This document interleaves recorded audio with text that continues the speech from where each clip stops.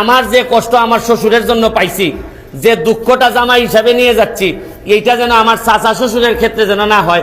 আমার আব্বারা আল্লাহর রাস্তে মাফ করে দিতেন না আপনারা, আমার আব্বারা আপনারা আল্লাহর রাস্তে মাফ করে দিতেন এবং আমার আব্বার লাগি দোয়া করতেন। আসসালামু আলাইকুম। আমি আসলে আমার শ্বশুরের পক্ষ থেকে আমি আপনাদের কাছে আল্লাহর রাস্তে মাপ চাইতে আইছি। আপনারা গরমে কষ্ট করতেছেন, এটার জন্য আরো বেশি মাপ চাইতেছি। আজকে যে এত গরম, আর হচ্ছে কি আমার শ্বশুরের যদি কোনো ভুল ত্রুটি থেকে থাকে ক্ষমা সুন্দর দৃষ্টিতে দেখবেন।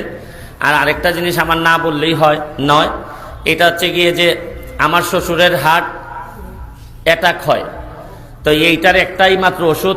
আমার বিশ্বাস যে আমার শ্বশুরের আগেও আপনারা হবিগঞ্জের অনেকেই হার্ট অ্যাটাক করছেন, মারা গেছেন। এইখানে যদি একটা আইসিইউ থাকতো অথবা লাইফ সাপোর্ট সিস্টেম থাকতো হবিগঞ্জে, তাইলে হয়তো ওনারে বাঁচানো যাইতো। আমরা আমরা আমরা আমরা